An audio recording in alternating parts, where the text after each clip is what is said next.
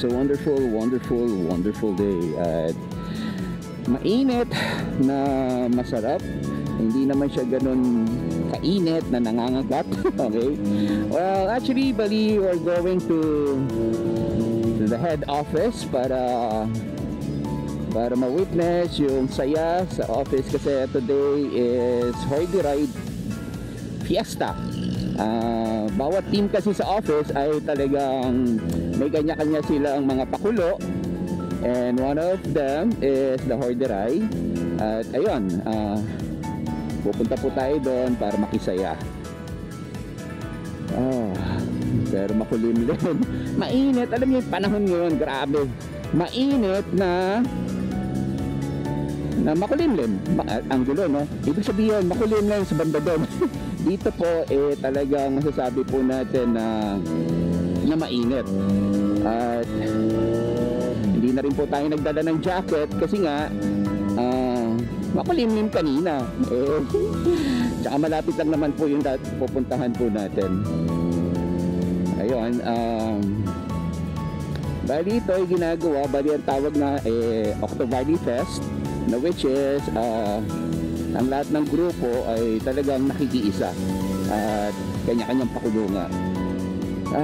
Nako, kaya lang we are so late na dahil 2 o'clock na rin at nag-start sila 10 o'clock. Kaya lang it so happen na inumaga po tayo ng tulog at syempre late na rin tayo nagising. Well, okay naman to si Hagibis na po, pwede ba siyang isingit-singit, ano? Kaya lang yun nga, pag huminto na siya, ayun na problema, mabigat na siya.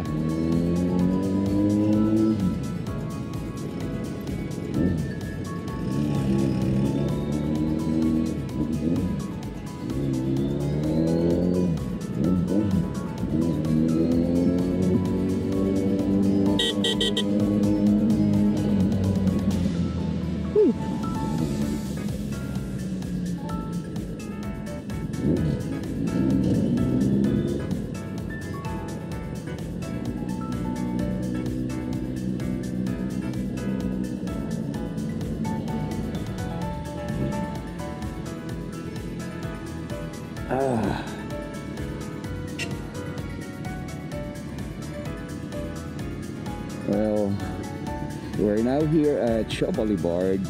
Tatahakin po natin yung kahabaan ng Shaw Boulevard, and then we'll take the flyover na magko-cross ng EDSA, and then baba tayo ng EDSA ng Shaw Boulevard again, then we'll be turning left at sa San Miguel. Okay, San Miguel Avenue. Yun. Okay. Ala, hindi na naman ako napag-lock ng helmet. Ano ba yun? Pasaway talaga. Hirap pa naman to. Naka-gloves ka na. Double ring kasi. Okay. Ala. Teka, bata ka. Abutin na tayo ng go. So, yan ano. Makikita nyo po dun sa bandaron, talaga makulimlim. But here, ay okay naman siya.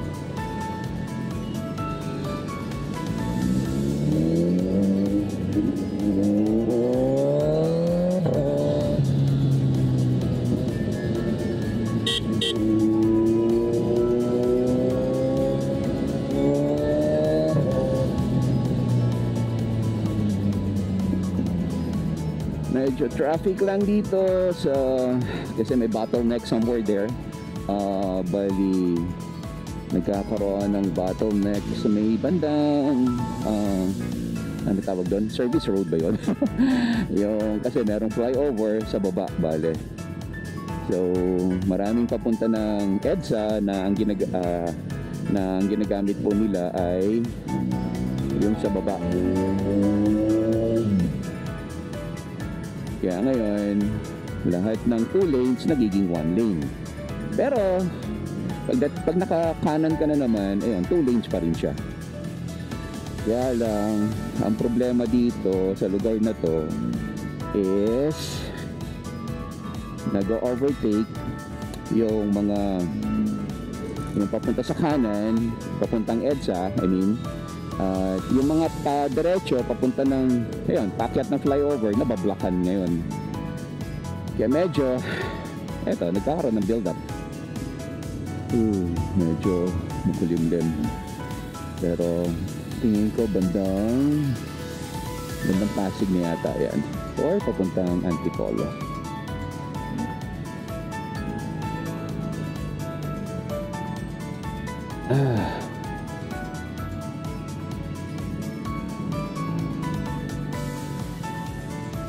Okay. Ang tanong kung may aabutan pa tayong program. Ay nako, sorry Ma'am Jo.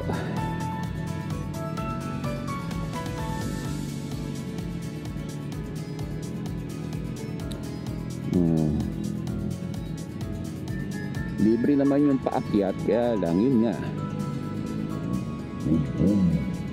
Ang problema is yun, traffic din sa taas.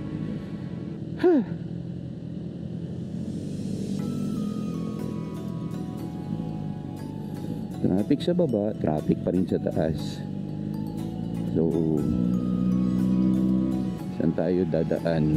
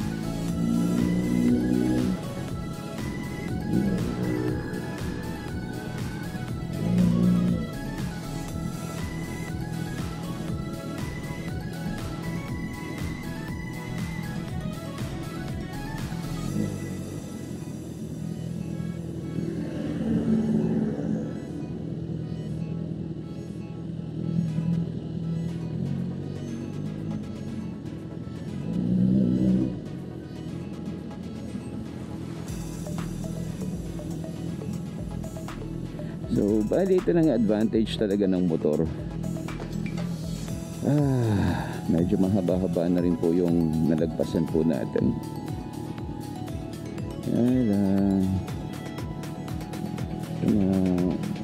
Ayun po, pwedeng umurong kayo ng konti.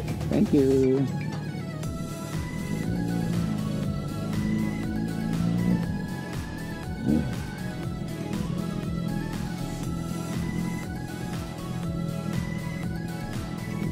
Problema natin dito, masyado malapad yung yung side mirror natin, baka sumapit. Ako. Okay, dahan-dahan tayo. Kikiraan.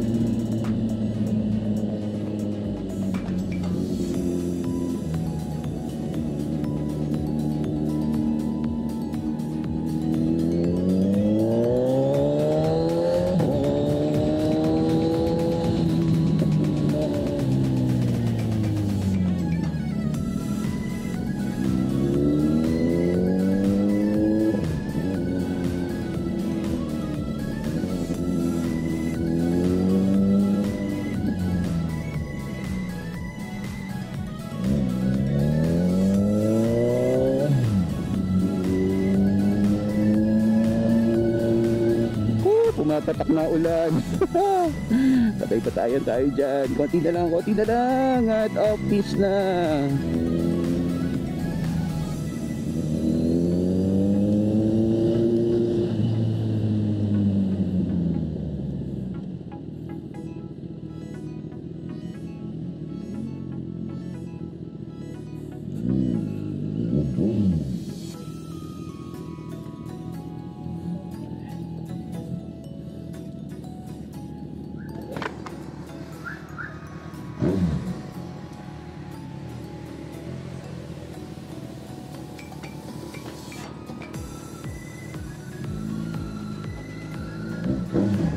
Pogi!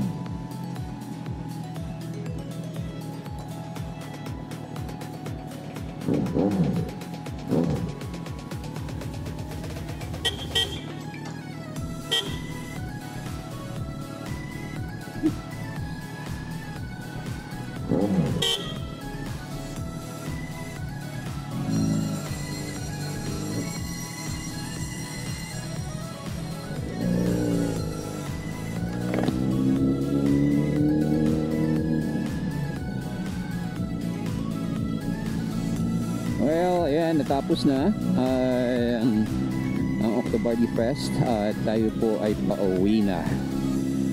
Well, ayan, test natin ngayon sa gabi ang performance ng super night mode ng DJI. Kung maliwanag ba siya, kung okay ba siya. Ayan, so naka night mode po tayo ngayon, kaya we'll see sa gabi kung ano ang performance po niya. Yawn. Whew.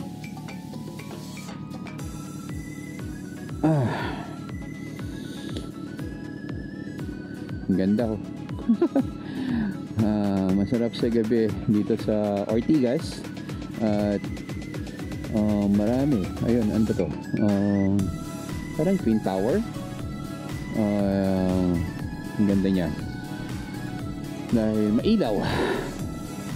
Well, now we're here at Ruby, Opal Road. Tapos we're turning left here. That's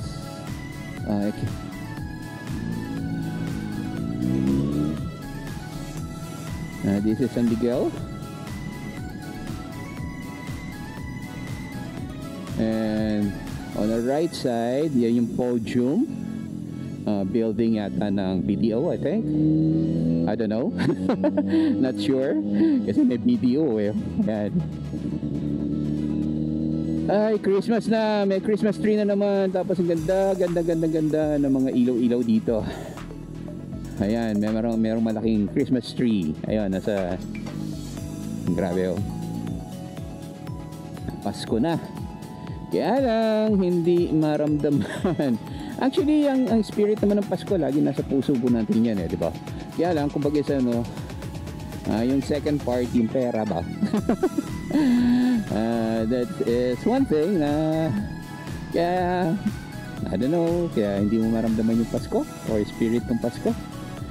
Kasi nga, parang namulat na rin tayo na pag walang pera, parang I don't know, no? Pero yun lang po ay para sa aking pananaw na pag walang pera, parang ang lungkot ng Pasko. Siyempre, di ba? Parang wala kang handa, wala kang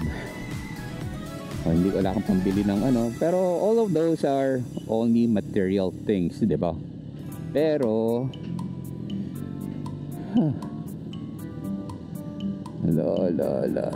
la.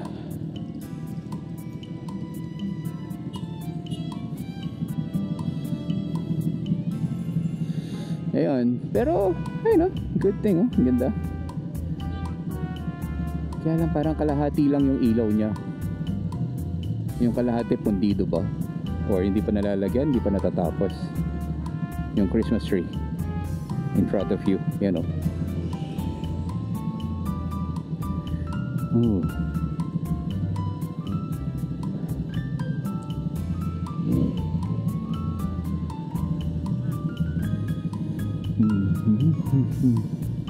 Ayun, pag Christmas time, pasok na October. Actually, hindi naman eh. Sabi nila pagka malapit na ng October, or sabihin natin pag burn na daw, lalong tumitindi traffic.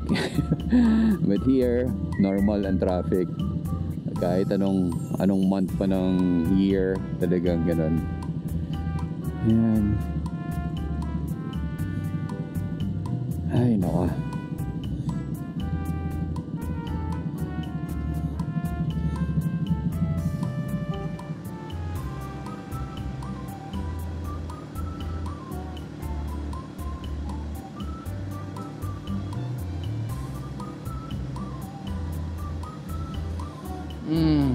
We're stuck in traffic. Whew. Pag ganitong oras talaga dito sa San Miguel Avenue, bihirang-bihira kang maka-tsempo ng walang traffic. Well, time update. Now is 6:08. At ayun, expected na ganito na po talaga kabigat ang traffic. Pero after naman here, pag turn right natin ng Shaw Boulevard, medyo magiging okay naman na siya. Pagbaba ng flyover ng Shaw EDSA flyover, ayun, pwede, possible na traffic din sa lugar na yun.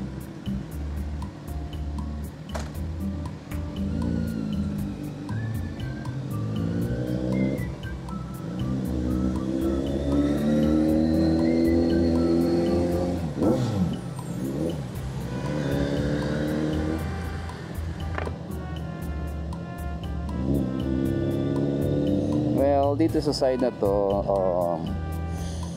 okay din.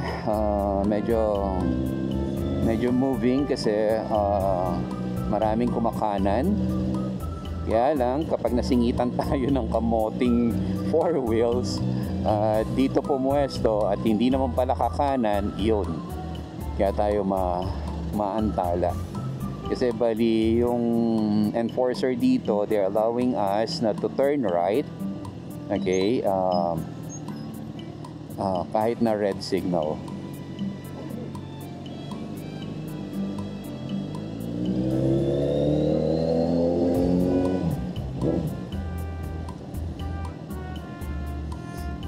Kaya lang yung iba na hindi sanay dito at hindi rin alam yon, takot silang kumanan. Ayan, kagaya ngayon, no?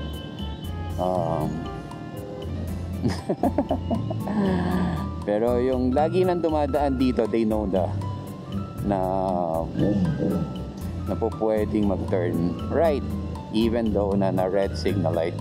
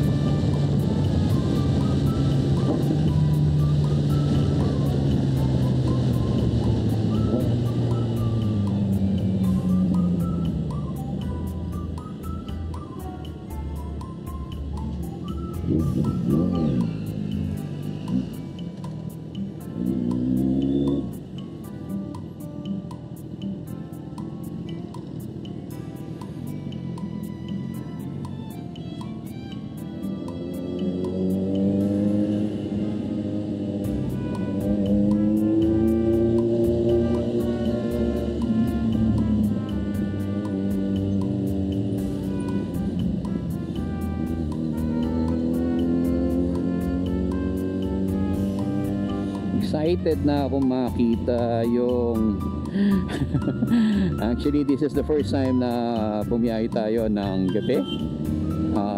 Hindi naman siya madilim kasi dahil maraming ilaw sa paligid, pero excited pa rin ako na makita yung kuha nitong DJI 360, yung super night mode niya. Kung